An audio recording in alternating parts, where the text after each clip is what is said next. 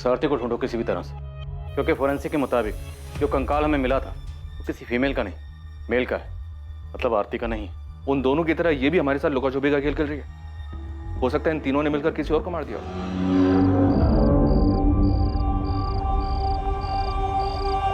हमें ध्यान रखना होगा, किसी को बदबू नहीं आनी चाहिए।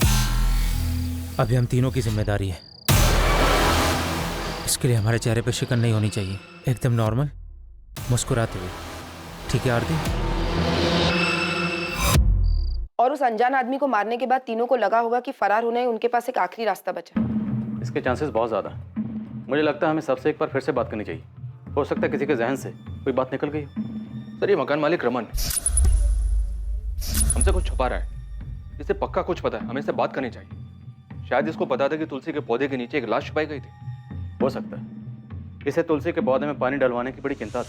अरे ये तुलसी में पानी नहीं डालती क्या? देखो कितना सूख गया है। और हितेश और धर्मेश के गायब होने का फायदा उठाकर हो सकता है ये शायद अपना ही कोई जुर्म छुपा रहा हो।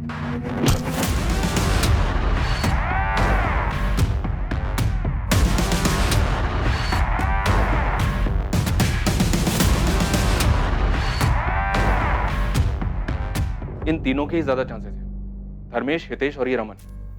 अब या तो इन तीनों में से किसी एक ने या इन तीनों ने मिलकर ये कांड किया। धर्मेश के कंसल्टेंसी वाले फ्रेंड तेजस को बुलाओ। मुझे लगता है उससे बात करके हमें कुछ सुराग जरूर मिलेगा। और धर्मेश और हितेश दोनों की फैमिली से कांटेक्ट करो। दोनों के माँ बाप को कहो कि उन्हें वापस से यहाँ सूरत आना होगा डीएनए सैंपल्स के लिए। अगर कोई ज्यादा नाटक करें तो बता देना। कंकाल मिला है जो किसी का भी हो सकता है। जी सर। और इस रमन को भी बुला रहे? बुला लो। हो सकता है सबसे बड़ा झूठा यही क्राइम सीन वाले मकान का मालिक है। हो सकता है तुलसी के पौधे के लिए इतना बड़ा जो स्ट्रक्चर बनाया उसके पीछे इसी का दिमाग। तुलसी के पौधे के ढांचे में दबे हुए कंकाल का यह अजीबोगरीब मामला अपने अंजाम तक पहुंचने से काफी दूर था। पुलिस के पास आगे कोई रास्ता नहीं था, इसलिए उन्होंने नए सिरे से तहकीकात को आगे बढ़ाने का फैसला किया। और इस बार भाग्य उनका साथ देने वाला था। उनकी पूछताछ उन्हें घटनाओं के सबसे चौंका देने वाले मोड़ पर ले जाने वाली थी। अरे कोकिला, देखो तो किसका फोन है? नाम नहीं है, किसी लैंडलाइन से है। हेलो, रानानगर पुलिस स्टेशन से एएसआई रीवा सेठ बोल रही हूँ। हाँ मैडम, धर्मेश और हितेश मिल गए क्या? नहीं, लेकिन इतना कंफर्म हुआ है कि जो कंकाल मिला है वो किसी आदमी का। क्या हुआ? क्या बोल रहे? हेलो। हाँ मैडम, उनकी कोई खबर आई क्या? नहीं हसमुख जी, लेकिन उनके किराए वाले मकान से जो कंकाल मिला था इतना कंफर्म हो गया है कि वो कंकाल किसी आदमी का है। उस कंकाल के आइडेंटिफिकेशन के लिए हमें डीएनए टेस्ट करवाना पड़ेगा, जिसके लिए आपका और कोकिला जी का डीएनए सैंपल चाहिए। अरे पर हम क्यों सैंपल देंगे? हमारा क्या लेना देना है डीएनए से? देखो वो आदमी कौन है क्या है हमें क्या पता। देखिए हसमुख जी, अभी तक हमें भी नहीं पता चला है कि किसका मर्डर हुआ है, लेकिन पूरी संभावना है कि हितेश या धर्मेश दोनों में से एक हो सकता है। संभावना है? मतलब अभी तक तुम लोग संभावनाओं पर ही टिके हुए हो? अभी कुछ दिन पहले तुमने अंदाजा लगाया था कि वो दोनों मर्डरर है, और आज तुम अंदाजा लगा रहे हो कि वो दोनों विक्टिम है। हम ये बात नहीं कह रहे हैं कि वो कंकाल धर्मेश और हितेश के ही हैं। वो किसी और के भी हो सकते हैं, पर ये बात कंफर्म करने के लिए हमें डीएनए टेस्ट करना होगा ताकि शक की कोई गुंजाइश ना रहे। रूटीन प्रोसीजर है। हम सूरत आ जाएंगे। Thank you so much. क्या कह रही थी पुलिस? कुछ पता चला दोनों का? पुलिस कह रही है कि जो कंकाल उन्हें मिला है वो हितेश या धर्मेश में से किसी का हो सकता है।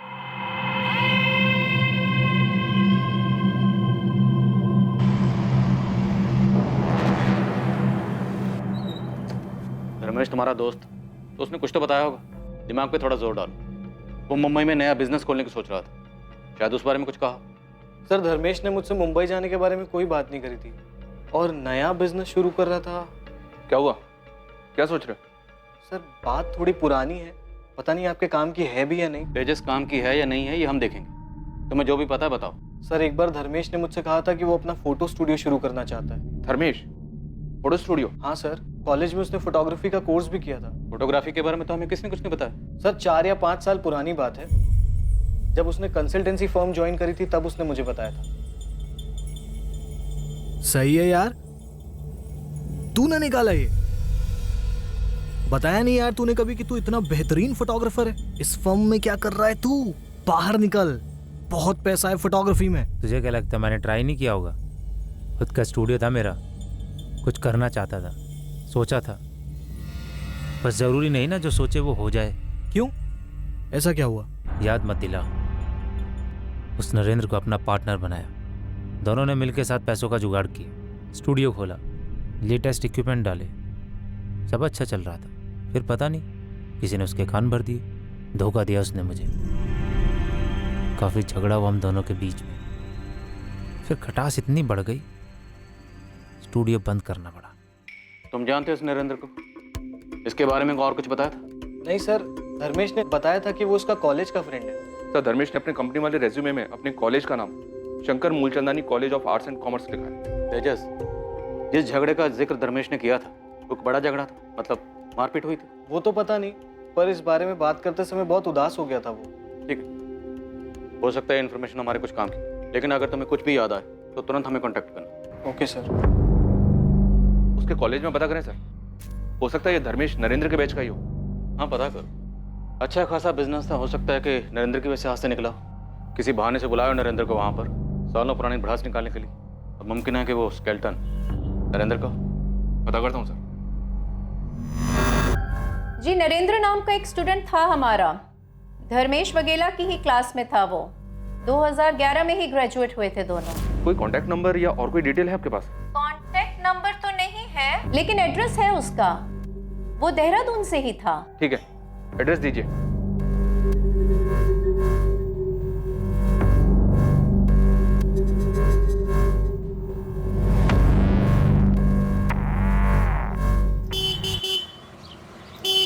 माँ मैं निकल रहा हूँ, देर होगी मुझे तो मैं फोन करूंगा। हाँ अरे ऐसी कौन सी जगह जा रहा है जहाँ देर हो जाएगी तुझे? अरे सुन तो। जय श्री कृष्ण दीदी, कैसी हैं आप? जय श्री कृष्णा। कहाँ लेके जा रहा है तू इसको?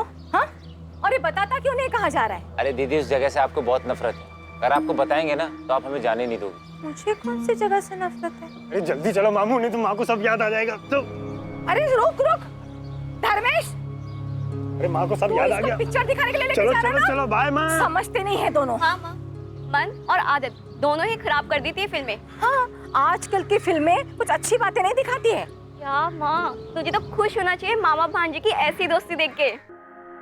माँ, पुलिस क्या कह रही है कि धर्मेश और हितेश दोनों ने एक दूसरे को?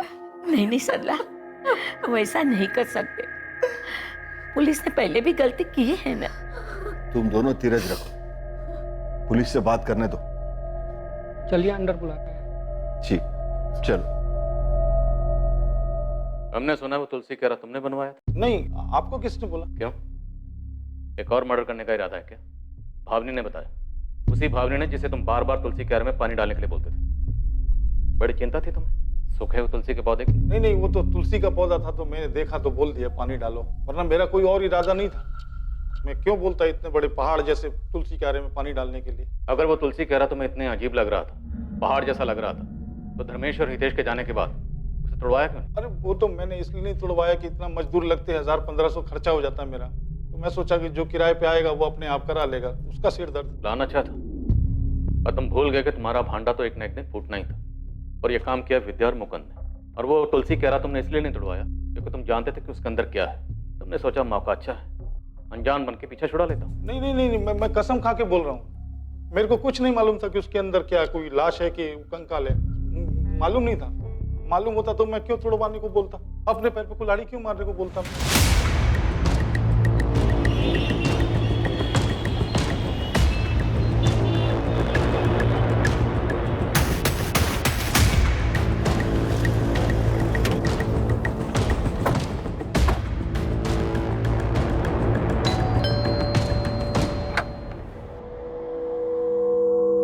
नरेंद्र वर्मा? जी मैं ही नरेंद्र हूँ। धर्मेश वागले को जानते हो तुम? सर मैं कैसे बताऊँ धर्मेश कहाँ होगा, आप मुझे क्यों पूछ रहे हो? हमने सुना है कि धर्मेश के साथ तुम्हारा झगड़ा हुआ था, तुमने धोखा दिया था उसे। मैंने धोखा दिया सर? सर सच बात तो ये है कि वो खुद एक धोखेबाज था। यही देहरादून में फोटोग्राफी स्टूडियो शुरू किया था हमने। 3 महीने सर किसी तरह मैंने गाड़ी खींची और नहीं हो पाया सर। भाई 2-3 लेंस लेने पड़ेंगे, पैसे का जुगाड़ कर ले। लेकिन क्यों लेना है जब उसके बिना भी काम चल रहा है? तो भाई काम चल रहा है, अच्छा काम नहीं चल रहा है। देख भाई तू भी जानता है, और ये बात हुई थी हमारी कि शुरू के 6 महीने 10 लाख में निकल जाएंगे। हाँ तो क्या पता नहीं 2 महीने में खर्चा कितना हुआ है? 13 लाख रुपए। एक फूटी कौड़ी का कोई रिटर्न वापस नहीं आ रहा है। ऐसा नहीं चलता है धंधा भाई। तू कहना क्या चाहता है? ये पैसे ना बिजनेस में लगे, मेरे ऊपर खर्चा नहीं हुआ है। और मेरा टाइम, मेरी मेहनत, उसका क्या भाई? मुझे भी रिटर्न नहीं मिला है। यार एक काम करते हैं, ये पार्टनरशिप खत्म कर देते हैं। मतलब धर्मेश के ऊपर बहुत गुस्सा था तुम्हें? आप गलत तार छेड़ रहे सर, मैंने आपको पहले ही बता दिया। पिछले 6-7 साल से एक दूसरे की शक्ल भी नहीं देखी हमने। सर 13 लाख के लिए मैं उसको किडनैप कर दूं, मर्डर कर दूं? मर्डर की तो मैंने बात ही नहीं की। मैंने तो बस इतना कहा कि धर्मेश मिसिंग है। सर आप गलत समझ रहे सर। सर मैं ये कहना चाहता था कि मैं सीधे सीधे बात करने वाला आदमी हूँ। अब मैं भी तुमसे सीधी सीधी बात करता हूँ। आरती छाबड़ा को जानते हो तुम? जी सर बिल्कुल जानता हूँ। धर्मेश की कॉलेज वाली गर्लफ्रेंड थी सर। सर हम साथ में ही पढ़ाई करते थे और साथ में ही हैंग आउट था हमारा। और ये रिलेशन कितना सीरियस था? बाद में भी साथ थे दोनों? सर बात का तो नहीं पता, लेकिन इतना पता है कि धर्मेश कॉलेज में साई की तरह उसके साथ रहता था। आरती को कोई आंख उठाकर भी नहीं दिखता था कॉलेज में।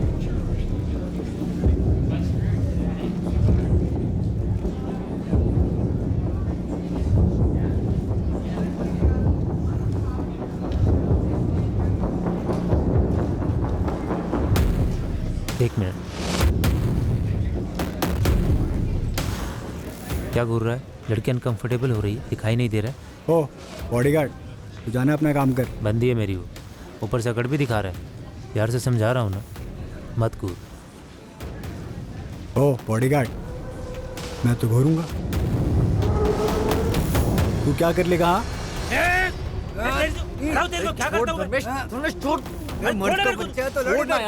अरे छोड़ना यार। क्या तुम बता सकते हो आरती हमें कहाँ मिल सकती है? सर अब वो कहाँ होगी ये तो नहीं पता, लेकिन मैं आपको उसके घर का पता दे सकता हूँ, यही देहरादून में। एड्रेस दो उसका। जहां एक तरफ देहरादून गई पुलिस अब तक हाथ ना आने वाली आरती चावड़ा तक पहुंचने के करीब थी, वहीं दूसरी तरफ सूरत में कुछ चौंकाने वाले घटनाक्रम सामने आने वाले थे जो पुलिस के सामने सवालिया निशान की तरह खड़े होने वाले थे। क्या थी ये खबर? क्या ये खबर इस केस की दशा और दिशा दोनों बदलने वाली थी? सर, नासिक पुलिस का फोन आया था। 2 दिन पहले नासिक में मंगोल नाका के पास उन्हें एक आदमी की डेड बॉडी मिली।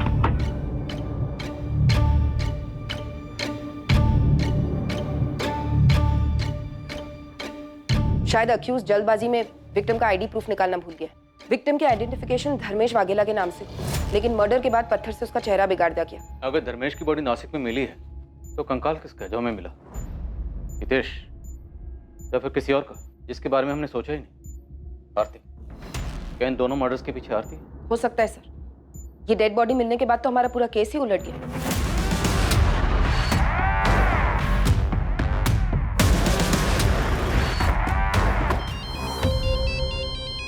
अरे वाह, बोलो। व्हाट? धर्मेश की डेड बॉडी मिली है? आरती के घर पहुंच गया हूं मैं, देखता हूं यहां से क्या मिलता है। जी, हमें आरती से बात करनी है। आप? सब इंस्पेक्टर सुनील गोरड़िया, गुजरात पुलिस। लेकिन वो तो सूरत में ही रह रही है सर, पिछले 3 सालों से। सूरत में किस जगह? धर्मा रोड के पास। आरती काम क्या करती है वहाँ? जी सर, वो HR मैनेजर है। किसी धर्मेश को जानते हैं आप लोग? धर्मेश? नहीं सर। ताजु, आपको नहीं पता? कौन है ये धर्मेश सर? धर्मेश आरती का बॉयफ्रेंड है। तुम्हें कुछ पता था इसके बारे में? नहीं जी, मुझे भी अभी पता चल रहा है। पर हुआ क्या सर? धर्मेश की डेड बॉडी मिली हमें, और उसका भांजा हितेश मिसिंग है। जिस घर में धर्मेश और हितेश किराए पर रहते थे, हमें पहले वहाँ कंकाल मिला, और अब धर्मेश की बॉडी। इन सबसे आरती का क्या लेना देना सर? भरत जी, आरती सूरत में एक ऐसी अकेली इंसान है जिसे धर्मेश और हितेश जानते थे। मैं आरती को फोन करता हूँ सर। नहीं, आप उसे कॉल नहीं करेंगे। उसका कॉन्टैक्ट नंबर और एड्रेस हमें दीजिए, और जॉब डिटेल्स भी। तो ना, इसमें आरती की ही भलाई है। अगर हमारे यहाँ से जाने के बाद आप उसे इन्फॉर्म नहीं करेंगे तो। ये क्या बोल रहे हैं आप? क्या हुआ? किसका फोन था? पुलिस बोल रही है कि धर्मेश की लाश मिली है। जी सर, आरती के पेरेंट्स तो बता रहे कि वो सूरत में ही है। उसका एड्रेस और फोन नंबर मिला है। रीवा गई है उसे उठाने उस एड्रेस पर। जल्दी।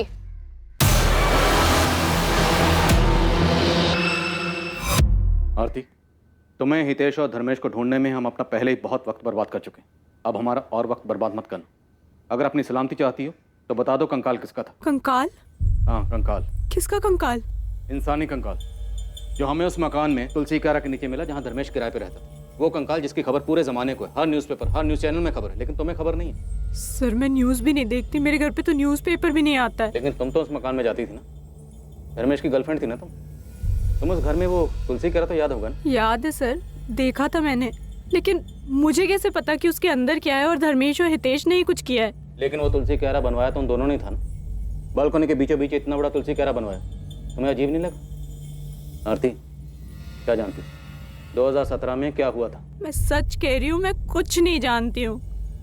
तब तो तुम ये भी नहीं जानती होगी कि अक्टूबर 2017 से धर्मेश और हितेश गायब थे और अब धर्मेश की लाश मिली। धर्मेश की लाश?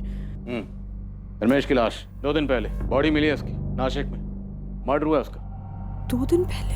अक्टूबर 2017 से हितेश और धर्मेश कहाँ गायब थे? मेरी कुछ समझ में नहीं आ रहा है कि आप क्या बोल रहे हैं।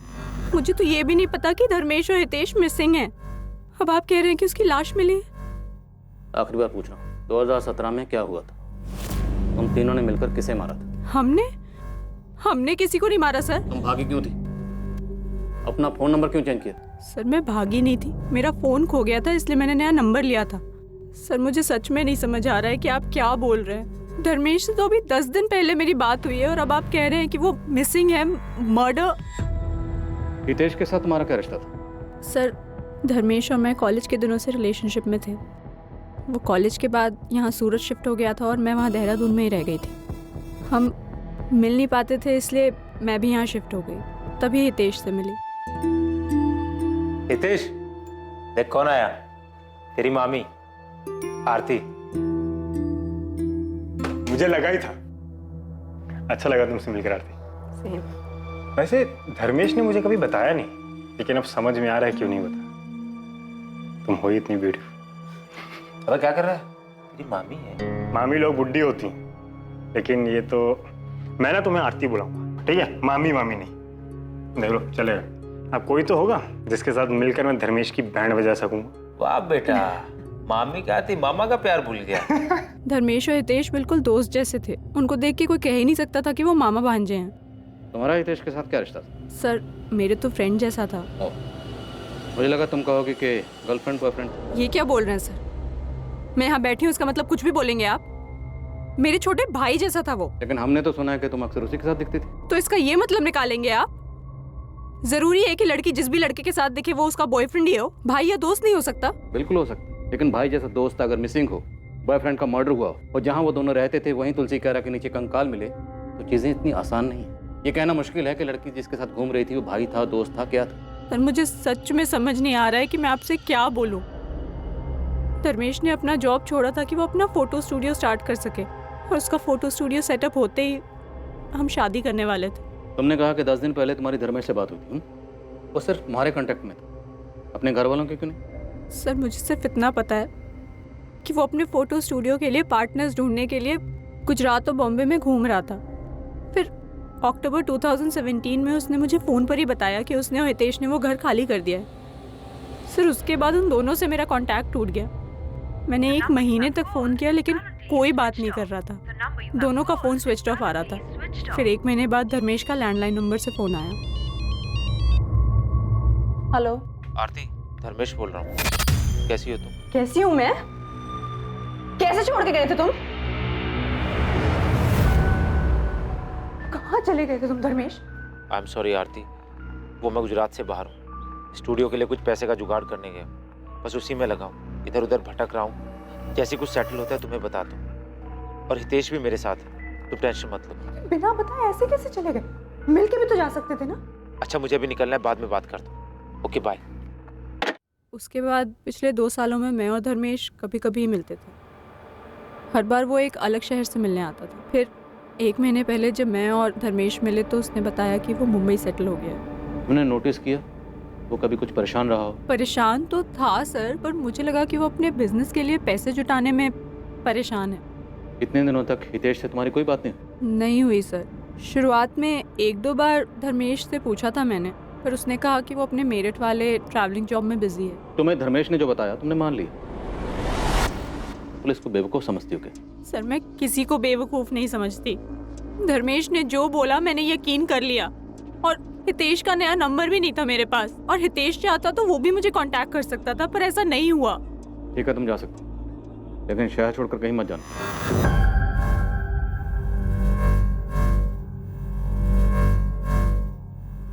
झूठ बोली है लड़की। हाँ सर, जवाब देते वक्त कुछ और ही सोच रही थी। जब धर्मेश और हितेश के गायब होने के बारे में पूछा तो बात घुमा दी, और लड़की के चेहरे और आंखों में वो तकलीफ बिल्कुल नहीं है जो एक लड़की के अपने बॉयफ्रेंड और होने वाले पति की मौत की खबर सुनकर होनी चाहिए। शायद कुछ छुपा रही है सर। मुझे लगता है वो कंकाल हितेश का ही था, धर्मेश के साथ मिलकर मार डाला होगा।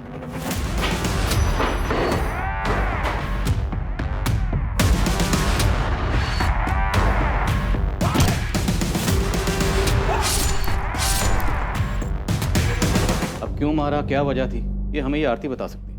फिर हमें कंकाल मिला। आरती और धर्मेश को पता चल गया होगा कि पुलिस उनको ढूंढ रही है। बात हितेश के मर्डर की थी तो हो सकता है धर्मेश को गिल्ट फील हुआ हो। अब बर्दाश्त नहीं होता। तुम्हें नहीं आ रहा, बताओ। तुम्हें कुछ नहीं होगा। मैं सरेंडर करने जा रहा हूं।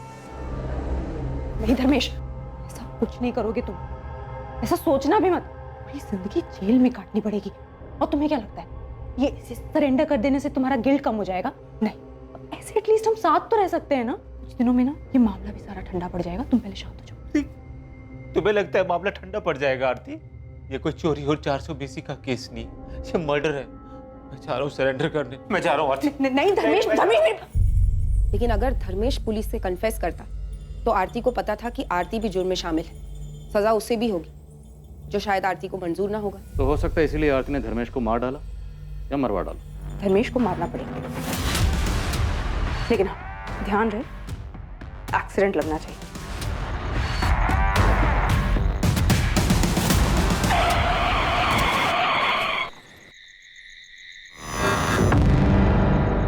ऑफिसर, डेथ एक्सीडेंटल है और उसके बाद चेहरा बिगाड़ा गया किसी पत्थर से। ये एक्सीडेंट में खराब हुआ चेहरा नहीं है, तो शायद ये एक मर्डर केस हो सकता है जिसे एक्सीडेंटल डेथ के तौर पे प्रेजेंट करने की कोशिश की गई है। चेहरा बिगाड़ा गया मतलब साफ है, डेफिनेटली मर्डर है। वही तो सर, अगर आरती का प्लान धर्मेश को मारने का था तो फिर चेहरा क्यों बिगाड़ा? ताकि बॉडी की शिनाख्त ना हो पाए, हम किसी नतीजे पर ही नहीं पहुंच पाए।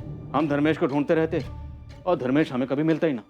और ये आरती हमारे सामने बेचारी गर्लफ्रेंड की एक्टिंग करती रहती, हमें यही कहती कि मेरा प्रेमी मुझे धोखा देकर भाग गया और मर्डर कर दिया उसने। और हमें भी यही लगता कि बेचारी गर्लफ्रेंड कितना सच बोली, जबकि उसका असली सच हमारे सामने कभी ना आता। सर, हमने कहीं आरती को छोड़कर गलती तो नहीं कर दी? अगर ऐसा है तो वो भाग भी सकती है।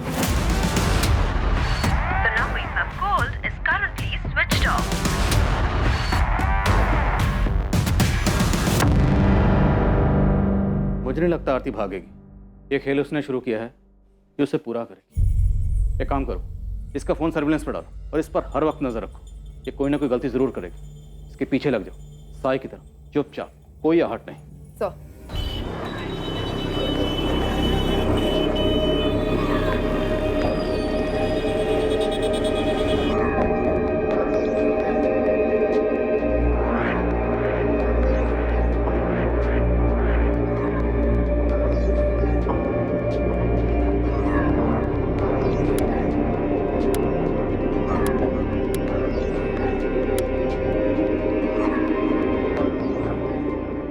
जो बॉडी नासिक पुलिस को एक्सीडेंट साइट से मिली थी, उसकी शिनाख्त के लिए धर्मेश की फैमिली को बुलाया गया।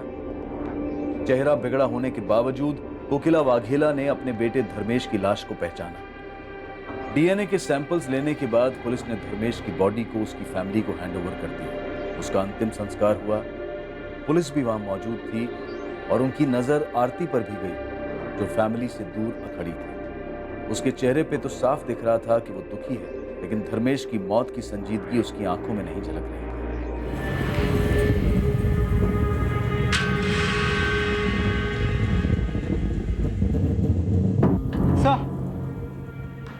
सर डीएनए रिपोर्ट आ गई।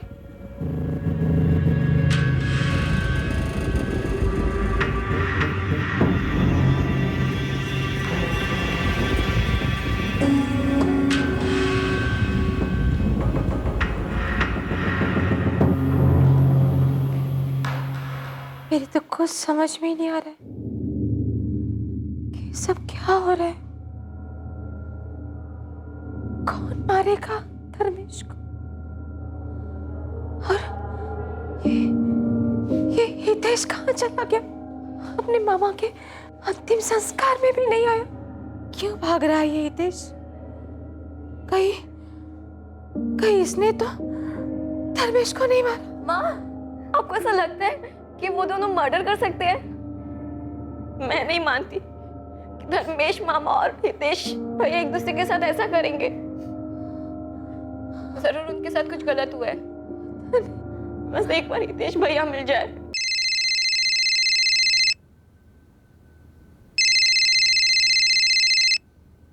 शायद पुलिस का फोन है। हेलो,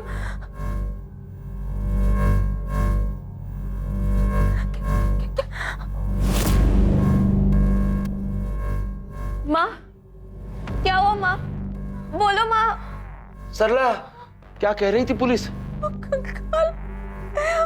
कंकाल हितेश का ही है। कंकाल की आइडेंटिटी के खुलासे ने केस को पलट कर रख दिया था।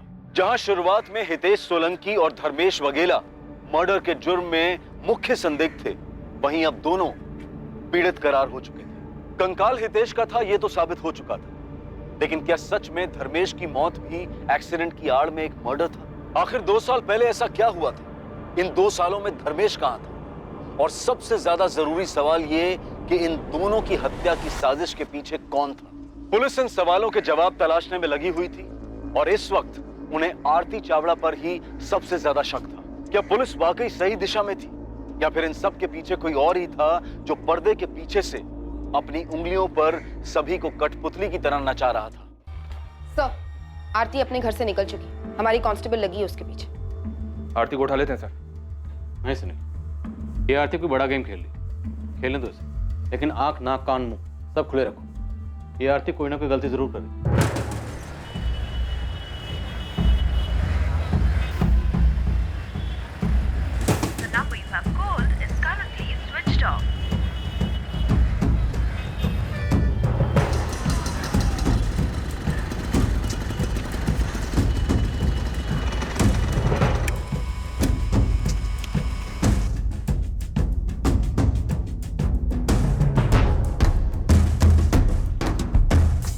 આપે જે નંબર ડાયલ કર્યો છે તે પહોંચની બહાર છે।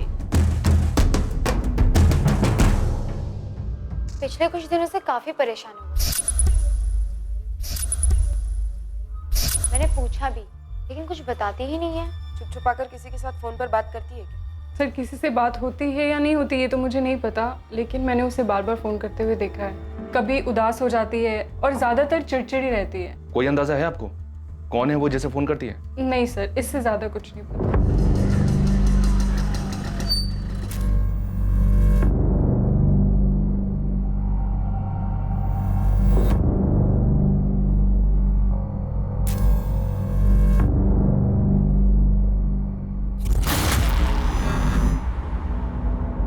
लेकिन ऐसा कैसे होने दिया तुमने? वो गायब कैसे हो गई? बहुत ही चालाक औरत है ये आरती। पता नहीं उसे कैसे शक हो गया कि मैं उसका पीछा कर रही थी। मैडम टेंशन मत लो, फिर भी मैंने उसका पीछा किया है। ज्यादा दूर नहीं गई है वो, यही एक रेस्टोरेंट के अंदर बैठी है मैडम। सर, आरती के कॉल रिकॉर्ड से नंबर मिला है। पिछले 6 महीने में आरती के इस नंबर पे बहुत बातें हुई थी। नंबर के बारे में पता किया तो पता चला ये तो आरती के नाम पे रजिस्टर्ड है। आरती के नाम? सुनील, ऐसा कौन हो सकता है जिसे आरती खुद के नाम पर लिया हो सिम देगी? उसका बॉयफ्रेंड धर्मेश? पक्का हो सकता है सर। सर, कांस्टेबल सपना का फोन आया था। उसने आरती को किसी आदमी के साथ एक रेस्टोरेंट में देखा है। एक लड़का था सर, काफी लंबी बात हुई। आरती उस पर चिल्ला रही थी। वो पैकेट जो एटीएम के बाहर सपना ने देखा था आरती के हाथ में, वो आरती ने उसे दिया और फिर आरती निकल गई वहां से। कौन था वो? वो तो पता नहीं चला सर। सपना ठीक से शक्ल नहीं देख पाई। वो पीछे से रेस्टोरेंट के किचन डोर से बाहर निकल गया। ये वही आदमी है सर जिसे आरती ने धर्मेश को मारने के लिए हायर किया था। मुझे भी ऐसा ही लगता है सर। शायद आरती उसे मर्डर का पेमेंट दे रही थी, या फिर वो आदमी आरती को ब्लैकमेल कर रहा होगा, इसलिए आरती गुस्से में थी और परेशान भी। पैसे जो देने पड़ रहे थे उसे। और देर नहीं करते सर, आरती को उठा लेते। ज्यादा मेहनत भी नहीं करनी पड़ेगी।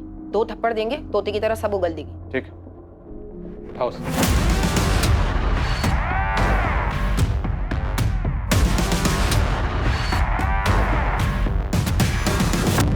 तो तुमने धर्मेश को मरवाया। जिस शख्स से मरवाया उसके मुंह में पैसे ठूसे थे, लेकिन वो तुम्हें ब्लैकमेल कर रहा है, इसलिए आजकल इतनी परेशान हो। लेकिन जितनी परेशान आजकल हो तब तो नहीं थी जब धर्मेश की मौत की खबर तुम्हें सुनाई थी। गर्लफ्रेंड थी, दोनों के बीच में प्यार मोहब्बत था, फिर भी धर्मेश की मौत की खबर सुनकर तुम हैरान जरूर हो, लेकिन तकलीफ नहीं। तुम्हें आइडिया है कि क्या हुआ होगा? तुमने और धर्मेश ने मिलकर हितेश को मार डाला, लेकिन जब हितेश का कंकाल मिला धर्मेश घबरा गया, डर गया, वो सरेंडर करने की बात करने लगा। अब तुम्हें लगा कि अगर धर्मेश ने सरेंडर कर दिया, उसने अपना जुर्म कबूल कर लिया, तो तुम भी लपेटे में आओगे, इसलिए तुमने धर्मेश को मरवा डाला। बोलो, तुमने और धर्मेश ने मिलकर हितेश को क्यों मारा? तुम्हारे धर्मेश और हितेश के बीच में क्या हुआ था? अपने आप मुंह खोलेगी या जबरदस्ती करनी पड़ेगी? बोल, धर्मेश को कैसे और क्यों मारा? बताती हूँ। सर, मैंने किसी को नहीं मरवाया। जैसा आप सोच रहे हैं वैसा बिल्कुल नहीं है। मेरा किसी के मर्डर में कोई हाथ नहीं है। तो किसका हाथ है? गोल गोल मत घुमाओ, सीधा मुद्दे पे आओ। धर्मेश का है। धर्मेश का? तो तुम्हारी ये लव स्टोरी मर्डर मिस्ट्री में कैसे तब्दील हुई? तुमने और धर्मेश ने मिलकर हितेश को क्यों मारा? सर, मैंने किसी को नहीं मारा। इनफैक्ट मुझे तो ये भी नहीं पता था कि वो आप लोगों से छुपकर यहाँ वहाँ घूम रहा है। फिर उस दिन जब आप लोगों ने बताया कि उसकी लाश मिली है तो मैं खुद शॉक में थी। मेरी अभी तो उससे बात हुई थी। अभी बात हुई मतलब? सर, उस दिन जब आपने मुझे बताया कि धर्मेश की लाश 11 तारीख को मिली, और मेरी खुद उससे फोन पे 12 तारीख को बात हुई। धर्मेश जिंदा है तो वो कौन था जिसकी बॉडी नासिक में मिली? तुमने और धर्मेश ने मिलकर किसे मारा? सर, मैंने किसी को नहीं मारा। किसने मारा? सर, मैंने किसी को नहीं मारा। मुझे तो खुद समझ नहीं आ रहा है कि ये सब क्या हो गया है। तो ये सब कुछ तुमने उस दिन क्यों नहीं बोला पुलिस स्टेशन में? क्योंकि प्यार करती हूँ मैं उससे। मैं खुद पूछना चाहती थी, उसके मुंह से सुनना चाहती थी कि उसने आखिर किया क्या है। उस दिन यहाँ से निकलने के बाद मैं उसका फोन ट्राई कर रही थी, लेकिन उसका फोन बंद आ रहा था। इसी बात की तसल्ली करने के लिए मैं उसके अंतिम संस्कार में भी गई। आखिर वो बॉडी है किसकी? धर्मेश की तो नहीं है। कल सडनली उसका मुझे फोन आया तो मैंने उसे मिलने के लिए कहा। पैसे लाई हो? हाँ, लाई हूँ। और हितेश कहाँ है? कुछ बोल क्यों नहीं रहे हो? कहाँ है हितेश? और वो कंकाल किसका था? कुछ तो बोलो। पुलिस मुझे परेशान कर रही है। मैंने भरोसा किया है तुम्हारा, प्यार करती हूँ तुमसे। क्या किया है तुमने? प्लीज बताओ। बहुत बड़ी गलती हो गई। कैसे बताओ? मैंने हितेश को मार दिया। वो कंकाल भी हितेश का है। तो पुलिस जो बोल रही है वो सच है? इन्हीं हाथों से मारा हितेश को, और कोई रास्ता नहीं बचा था। उसे मारने के बाद मैं बहुत डर गया था। समझ ही नहीं आ रहा था कि उसकी डेड बॉडी के साथ क्या करूं। फ्लैट से बाहर तो बिल्कुल नहीं ले जा सकता था उसको। फिर मेरी नज़र हितेश के बनाए उस बड़े से तुलसी क्यारा पर पड़ी।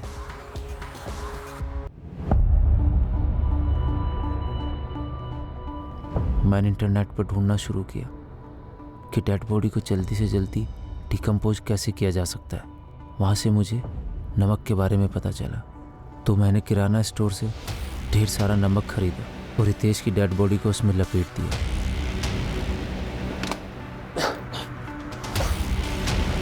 फिर मैंने हितेश की बॉडी को अपने ही हाथों से दफना दिया।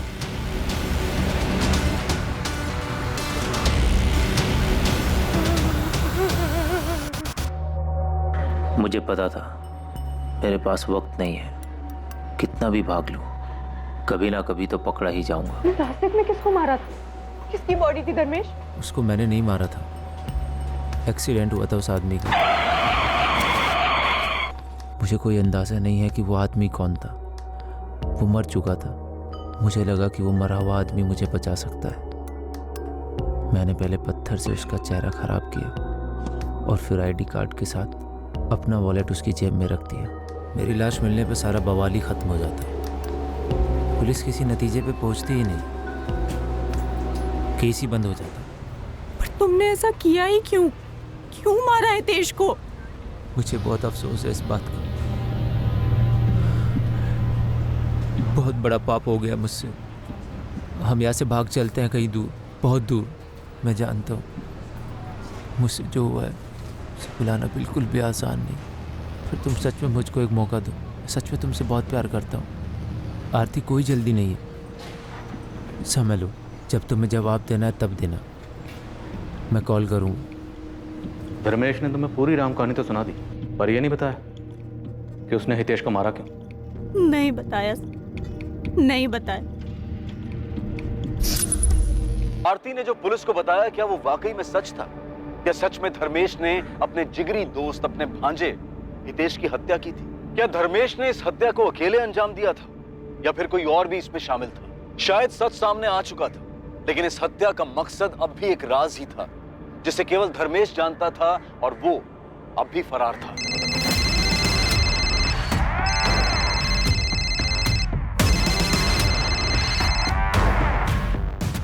हेलो,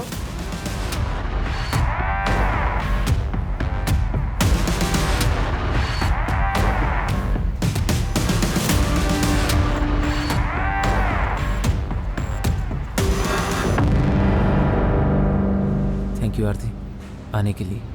हम यहाँ से कहीं बहुत दूर चले जाएंगे।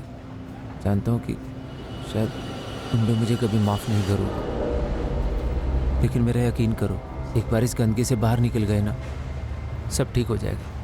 हितेश के बिना भी सब पहले जैसा होगा। मैं जानता हूँ हितेश कभी वापस नहीं आएगा,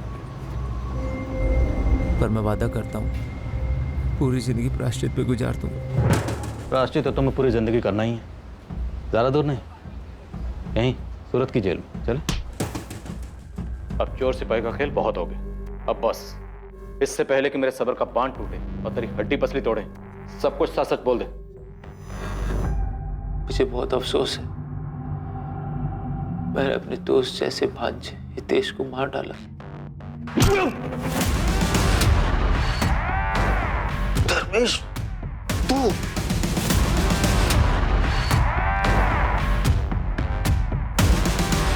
गलत किया हितेश तूने। भाई जैसा था तू मेरे, आज तीर का सांप निकला तो।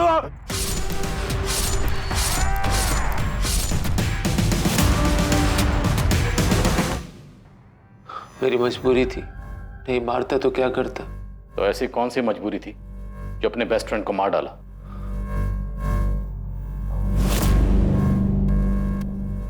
शुरू से ही हितेश आरती के साथ मजाक करने लगा था, तब मुझे कोई तकलीफ नहीं हुई। फिर धीरे धीरे मैंने देखा कि आरती ने भी हितेश में इंटरेस्ट लेना शुरू कर दिया। मैंने फिर भी कोई सवाल नहीं किया, लेकिन उनके बीच की करीबी खुल के सामने आने लगी थी।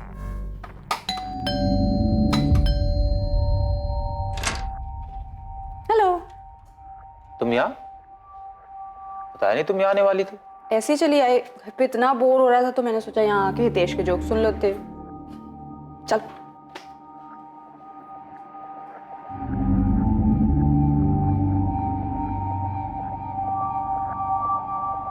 वो पहली बार था जब शक ने मेरे मन में घर किया। उसके बाद आरती घर आने लगी थी मेरी गैर मौजूदगी में। मुझे उनके बीच की नजदीकियां साफ साफ दिखाई देने लगी थी। हितेश भी बदल गया था। तेरा फोन देना, मेरे फोन की बैटरी खत्म हो गई है।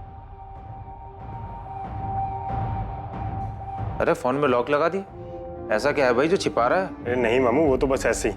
मैंने सोचा फोन में फंक्शन है तो क्यों छोड़ूं, यूज कर लेता हूँ। उससे पहले हितेश ने कभी भी अपना फोन लॉक नहीं किया था और हमें एक दूसरे के सारे पासवर्ड भी पता थे, लेकिन उसने हर चीज पर पासवर्ड लगा दिया था, जिससे मेरा शक और गहरा हो गया। अचानक मेरे दिमाग में वो सब आने लगा। उन दोनों ने मेरे पीठ पीछे क्या गुल खिलाया होगा। मुझे रात को नींद नहीं आती थी। फिर अंदर गुस्सा भर गया था, नफरत हो गई थी मुझे हितेश से। उसने आरती पे बुरी नजर डाल के दोस्ती का बहुत बड़ा इम्तिहान लिया। हम दोनों के बीच में भाईचारा भी खत्म हो गया था। तो तुमने कौन सा रिश्ता निभाया? मामा होकर सगे भांजे को मार डाला? हाँ, ये सब मैंने जुलाई 2017 में प्लान किया। मैंने हितेश को बोला कि रमन को जाके बोले कि घर खाली करना है, और उसी दौरान मैंने अपने ऑफिस में भी रेजिग्नेशन दे दिया। उसके बाद मैंने हितेश को मार दिया और उसकी बॉडी को 2 महीने दफनाने के बाद तक मैं वहीं रुका, ये देखने के लिए कि कोई स्मेल तो नहीं आ रही। और इसी दौरान मैंने ये भ्रम फैलाया कि हितेश जिंदा है, किसी को कोई शक ना हो। उसके फ़ोन से उसके पेरेंट्स के साथ मैसेज पे बात करता रहा। उसके बॉस को भी मैसेज मैंने ही किया। तो हितेश को मारकर आरती तुम्हें वापस मिल गई? तो हितेश को मारकर आरती तुम्हें वापस मिल गई? मेरी सबसे बड़ी भूल थी, दोनों के बीच में कुछ नहीं था। हमें तो ये पता है, लेकिन तुम्हें कब यकीन हुआ कि उन दोनों के बीच में वाकई कुछ नहीं था? हितेश की मौत के काफी दिनों के बाद मैं आरती से मिला। उसने हितेश को लेके कुछ ज्यादा सवाल नहीं किए, मुझे लेके परेशान थी और उसे मुझ पर भरोसा भी हो गया था। तब मुझे यकीन हुआ उससे बहुत बड़ी भूल हो गई। भूल? भूल नहीं, तुमने मर्डर किया। महज शक की बुनियाद पर तुमने किसी की जान ले ली।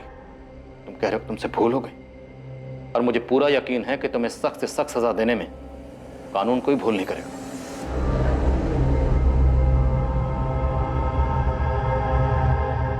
करने से पहले मुझसे तो पूछ लेते।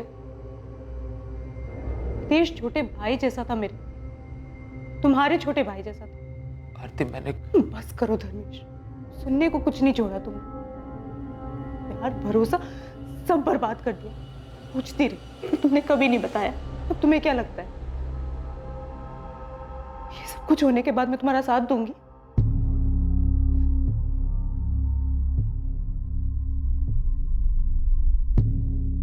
धर्मेश पर 2 केसेस के चार्जेस लगे। पहला हितेश की हत्या के लिए और दूसरा उस अनजान लाश को अपनी आइडेंटिटी देकर पुलिस को गुमराह करने के लिए। जलन और शक की भावनाएं जहर की तरह से फैलती हैं और वो इंसानी दिमाग के हर कोने को दूषित कर देती हैं, हर जागरूक विचार को नष्ट कर देती हैं और नतीजा ये होता है कि मन में सिर्फ नफरत ही जिंदा रह पाती है। इसके वश में आने से ना केवल रिश्तों में जहर घुल जाता है, बल्कि कई बार इस घटना की तरह अंजाम भयंकर भी साबित हो सकता है। मामा और भांजा होने के बावजूद हितेश और धर्मेश में सगे भाइयों से भी बढ़कर रिश्ता था, पर धर्मेश की तरफ से सिर्फ एक बेवजह की जलन ने उसके मन में शक का बीज बो दिया, जो आखिर में उसे हितेश का खून करने की साजिश तक ले गया। आरती और हितेश से बातचीत करके चीजों को स्पष्ट करने या अपने रिश्ते पर भरोसा करने की बजाय उसने जलन और बदले का आसान रास्ता चुना। अक्सर जुनून में आकर किए गए गुनाह हत्या करने की अहम वजहों में से एक, और ये ज्यादातर पल भर की नफरत का नतीजा होता है। इन हालात में हमें रुक कर सुलझे दिमाग से सोचना चाहिए और परिस्थितियों का हल निकालने की कोशिश करनी चाहिए। हो सकता है कि सिर्फ संयम बरतने से ही आपराधिक घटनाओं की दर में काफी ज्यादा कमी आ जाए। अब मैं अनूप सोनी आपसे विदा लेता हूं, और हमेशा याद रखिए, क्राइम और आपके बीच में सिर्फ इतना फर्क है कि आप कितने सतर्क हैं। सतर्क रहें, सुरक्षित रहें। जय हिंद।